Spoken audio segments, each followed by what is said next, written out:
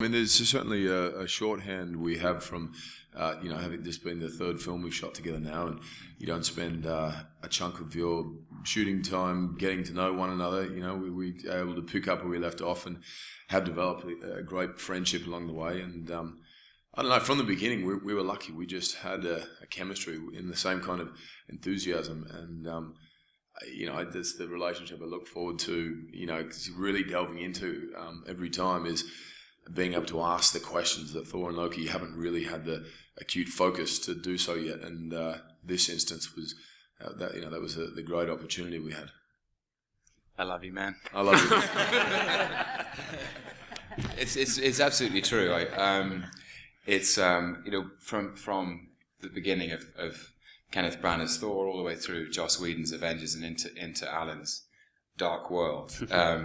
It has been an amazing adventure for both of us, and the two characters define each other and need each other, and all acting is about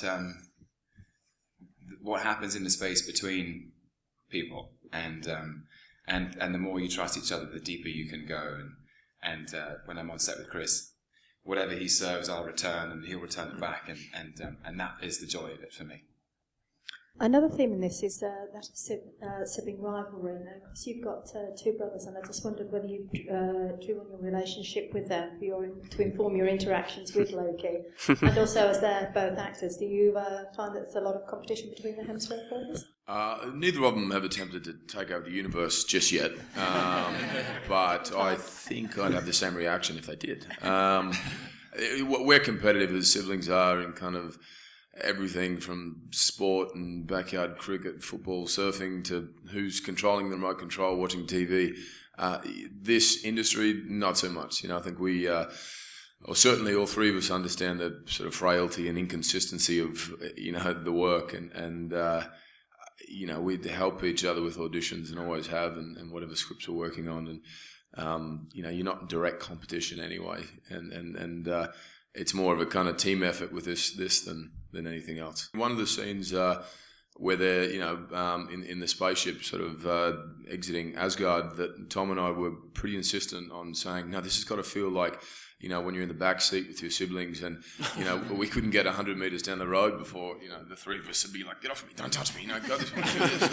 and that kind of certainly played into that scene, and a lot of the stuff you understand what it's like to have that kind of love-hate sort of thing, and you do anything for them, but at the same time the simplest things can annoy you, and I certainly try and draw from whatever experiences I've been through, or can empathise with frustration towards one's sibling. I have two sisters, and so it's slightly different. I suppose it's different. They have long hair though, like Thor. They do. Long blonde hair, both of them. Yeah, I mean, I suppose the thing about siblings is they know you. They know you better than anyone, and there's that thing of always being bound together by your history is something. There's something very honest about the interaction that you can't lie in front of your siblings. And I love in this film, I love that Thor is able to demand from Loki that he play his hand. Loki's someone who's constantly in control. He'll never show you how he really feels, and the only person who gets close to it is Thor, and that seems very true of sibling relationships. I absolutely second the spaceship scene. I've actually been on a road trip with Chris and Liam at one, and it's very similar to that. You're the worst driver. What do you know? It was very funny.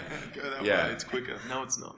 And then if you spend time with Luke, he just knocks both their heads together and says, "Shut up, boys." Yeah, he's the older brother, runs the show. Yeah. My question, first of all, to Natalie. Obviously, in the first film, Jane was very much a spectator, whereas this time she's right in the middle of Thor's world. I wonder if that was part of what excited you about the prospect of coming back. And I guess for Chris and Tom, how nice was it for you to this time have a very beautiful third wheel to your dynamic? Absolutely. Well, that's very nice. Thank you. It was exciting to get to come back and work with everyone and meet people who were joining this time. And also, because Jane gets to go to Asgard this time, I was lucky enough to get to work more with Tom and to have scenes with Renee and Anthony too, who were amazing, and I just got to admire from afar. And then also just continue the fun rapport with Kat and Stella and Chris, and there was definitely a lot of laughing, maybe too much laughing on set. Interesting DVD extras on this one. Yeah. But yes, it was brilliant to have Natalie there and to break up some of the godly testosterone of Thor and Loki doing their thing with beautiful Jane. So yeah. I loved working with Natalie. In the first film, Loki's aware of Jane Foster's presence and refers to her, but it was so fun to see what happens when the two share the same space. Violence, as you see. Chris, you recently called Britain the new Hollywood as a place to film, and I just want to ask you too, what's it like compared to filming in Hollywood? How different is it filming in the UK? The interesting thing about Hollywood is, I don't know that a lot of stuff gets shot there anymore. Obviously, once upon a time it did. But it's predominantly kind of sets and studios. The nice thing about here is there's incredible studios, but there's brilliant locations to take advantage of. And I love the aesthetic this film has because, not only Asgard, but we get to see London. And most of these films are set with sort of New York or an American city as the backdrop. And I love that difference and, do love shooting here. Yeah, I would echo Chris in that it's hard to compare because we don't really shoot in Hollywood at all. So I love working here, though, and I'm envious of British actors and British crews because American and, I guess Australian actors, too, we end up like gypsies, from movie to movie or moving cities all the time, and you can really have such a fulfilling, wonderful, rich career doing between the theater, the TV here, and the film all in London. It's pretty cool to get to live and work in the same place. Yeah. I just want to bring Kevin in on that, actually, because Marvel have used London a lot, are going to use London a lot in the future. What's it about London that's so great for your studio? Well, it's no secret that there's a very good tax incentive which lures the studios here. I don't want to pretend that's not the case, but what keeps us here and what keeps us coming back are the amazing crews, which is unbelievable. We're starting our fourth film next year at Shepperton.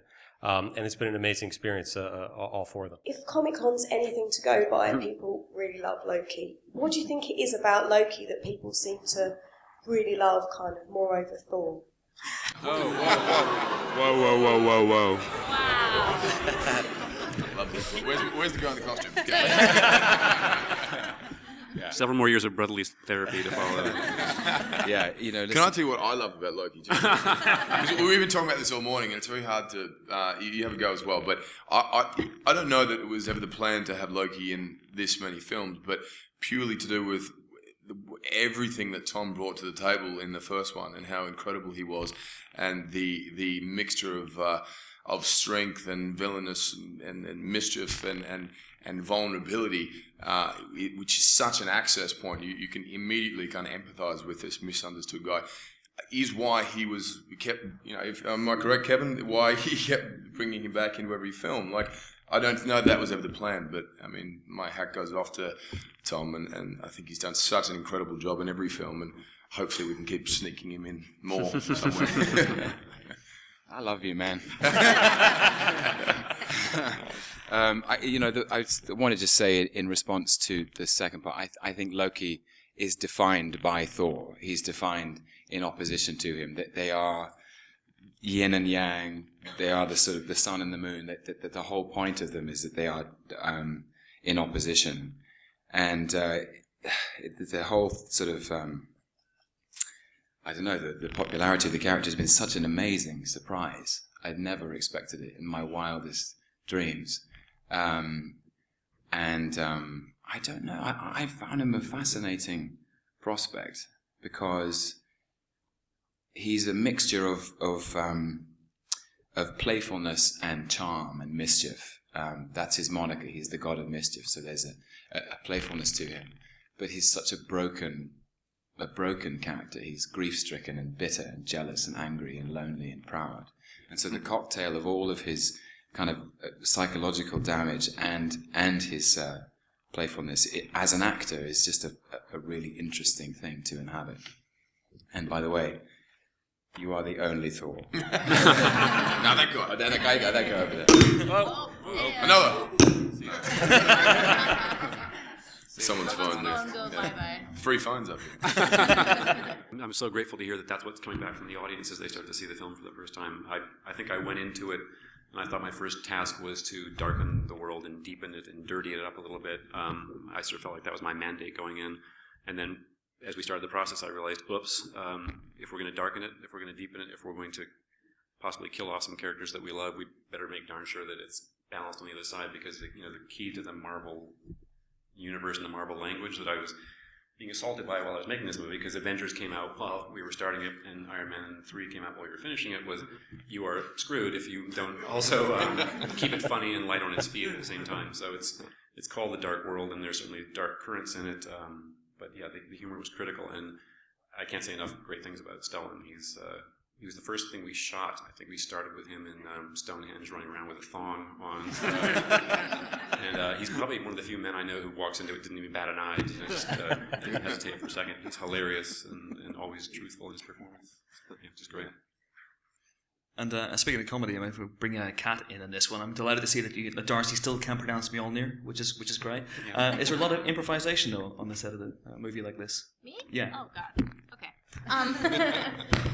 There was a little bit of improv in my first day back, and I'm on the show in the States, which allows no improv whatsoever. And so when you guys told me I could do that, I didn't know what to do. I was very jet lagged, so I think banana balls came out of my exhaustion. But yeah, I was very happy to be back. You guys gave Darcy some awesome things to say and do. We've seen a lot of great development from Thor from the first film through to Avengers, now this. How do you feel you developed as an actor from the first film to now this? And also for Alan, I was surprised to find that this is actually one of the more shorter Marvel films of Marvel films. So what was the editing process like, and how much footage can we expect to see deleted scene points? Who goes first? Chris goes first. Yeah. I can't remember the question. I mean, every film I look back and go, oh, okay, now I get it. And then I start the next one and go, oh, I don't have a clue what I'm doing. And, it's nice to be able to approach a character again and for the third time attack it in a different way with a different director and have a whole new, bag of ideas and influences and ways to approach it. And I think I grew up as a person as well, as you do through time, strangely enough, and as did, so Thor, that echoes into whatever you're doing in your work, and it was nice to have a more mature Thor who was sort of less petulant and arrogant and teenager, as the first one it was at times, but that transition into him understanding the darker side of the throne and that responsibility and the sacrifices. It was fun to play with. Yeah, there's so many obligations to a movie like this. As I said before, it has to be dark and emotionally engaging. It also has to be funny and constantly earn its sort of entertainment value. And part of that process is condensing and tightening and making it roll along as quickly as it can, so that it is as fun a ride as it can be. So naturally, some things fall out that you wish didn't fall out. Some things dear to my heart that I love. Chris Eccleston and I were talking about some things that we really savored that had to fall away. I'd be really grateful if some of those appear on a DVD or a Blu-ray at some point. I think they will. I think there's about maybe 10, 12 minutes of footage on the Blu-ray. Oh, that's great. That's fantastic. There was some rumor going around. This is my first encounter with doing work while the internet watches. I had a little bit of that on Game of Thrones, but nothing prepared me for this. And there was a rumor about a running time argument at one point, and it was funny because I don't think anybody that I knew, my editors, I don't even know how long the movie was. There was never a running time issue. It was always, how can we make it better, funnier, more effective? How can it land harder? So in that process, some of my children had to get murdered and put on the floor, but I'm sure they'll have an afterlife. Metaphorically. Yes. Thanks. Kevin, let them go home with eventually my real children. Sorry, Kevin, for the T-shirt. I do come in peace. What? He's got a Superman T-shirt on. Maybe DC and Marvel will make friends. A fantastic film, guys. Genuine fan of all your works. Not to be a little sucky. The film is fantastic. My question is, in terms of the tone, the Marvel Cinematic Universe is kind of matching the comics, is getting more fantastic, more out there. I wonder if the humour was a way of trying to ground some of that to make it palatable. And in the other sense, as the actors, as the cast, as the world is getting more fantastical and things are getting more strange, what did you find to hook yourself as actors into grounding your performances and trying to stay true to your characters? Humor is definitely the key. We've got spaceships in this movie and other planets in this movie, and we have found that humor is an amazing way to get the audience to sort of just embrace and accept all of those worlds and all that craziness and all these costumes. It's worked well for us going back to the first Iron Man film. And in terms of grounding your performances, I'll start with Christopher and work our way down, please. Grounded? How I ground my... An immortal dark elf who existed before the time began. How I ground my performance out. They'll tell you. They had to suffer. Well, it's interesting talking about the humour of the film. I saw it last week and was really surprised at the amount of humour because I'm such a miserable bastard. I was completely excluded from any of the joy. My character was completely grounded in vengeance. He was like a maniac for revenge. The idea, I think, with Alan and Kevin was to suggest that the Dark Elves were as ancient a race as the Asgardians and had a history, which is why we gave them a language, and had a culture, but most of all they had a grudge, which they had slept on for millions of years. What's interesting about the film is it does have a variety of tones, and myself and Ada Worley, who unfortunately is not here, who played Algrim and Curse, our job was to bring the threat and the menace and the jeopardy, so we ground it in bitterness. Well, you said earlier that you had to get up at 3 a.m. to put your costume on, and you were so bitter and angry by the time that was over that you just carried that on. Yeah. My makeup call was about 3 o'clock. I was in the chair about 4 o'clock, 10 o'clock I hit the set, so I was not a happy elf. And Natalie?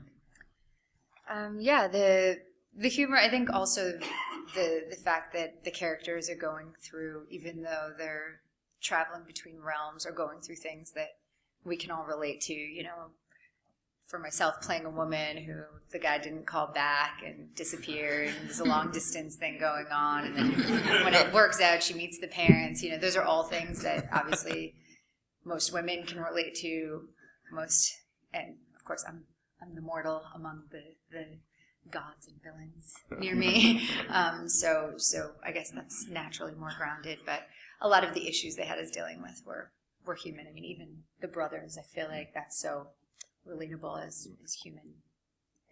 Yeah.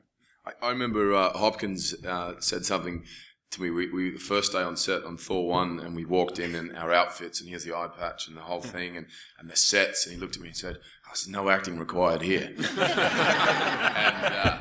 And I always remember that and think don't compete with it, keep it simple, and it already sells a lot of the work for you. So.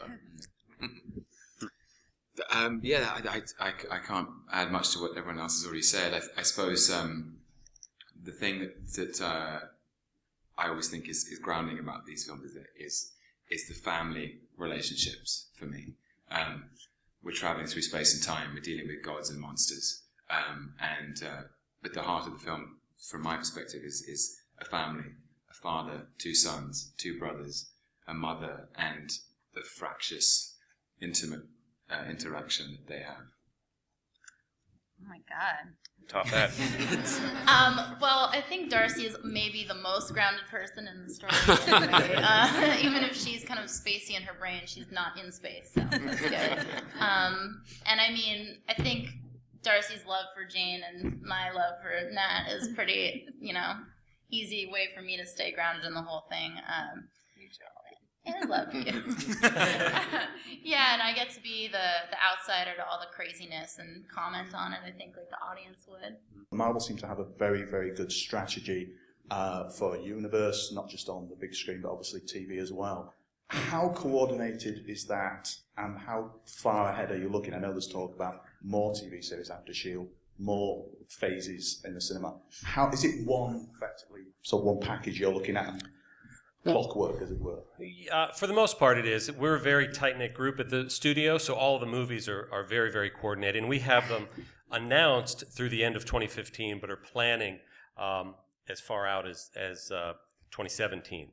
And sometime next year we'll announce what those films are for 16 and 17. The TV division is up and running now, and Agents of S.H.I.E.L.D. obviously was their first series. I know they'd love to bring more things to the TV screen.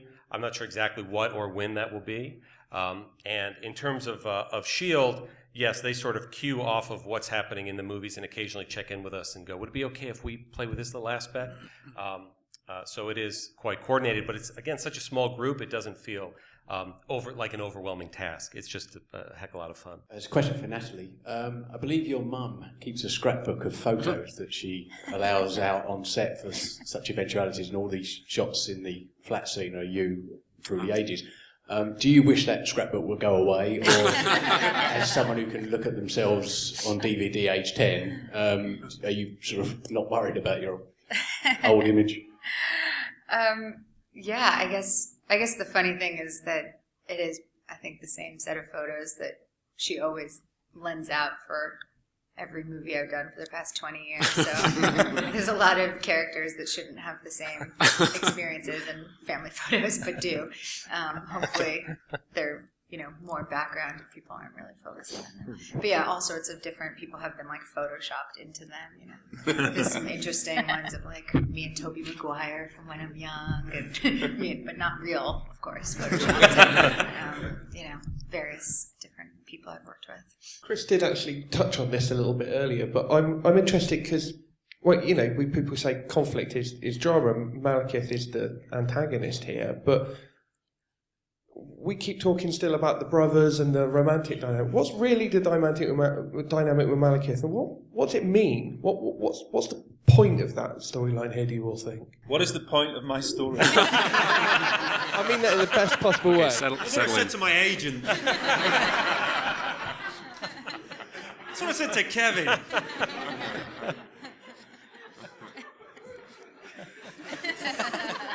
The point of my storyline is for me to get paid. Point of my storyline, I'm repeating myself slightly, it's vengeance. He is a maniac for vengeance. There were some scenes which, for understandable reasons, didn't make the final cut, which explain a bit of a backstory between me, my ancestors, and Bor, who is Odin's father. But basically, the Dark Elves, before the Big Bang, centuries and centuries ago, were humiliated in defeat and ground into the dirt by Odin. And Malekith has slept on that. And the theme of that element is vengeance, really, and as we know, as somebody said, let he who seeks vengeance be careful to dig two graves, because it's a pointless exercise. That's it. My job was to bring a dark element, the dark world. The Dark Elves are seeking to turn light into darkness. It's really that simple. And that classic, if you like.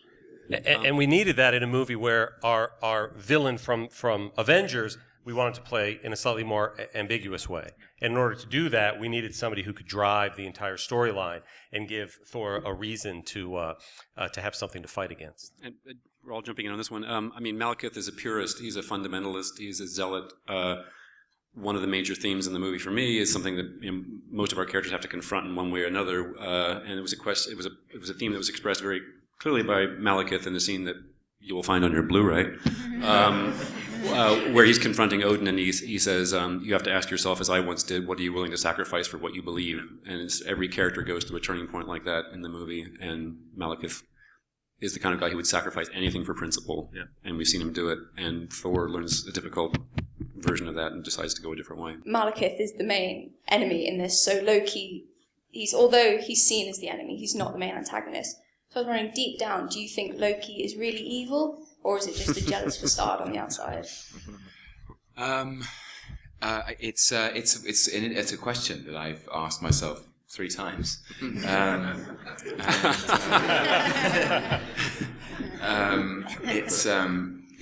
think every villain is a hero in his own mind, and people make choices.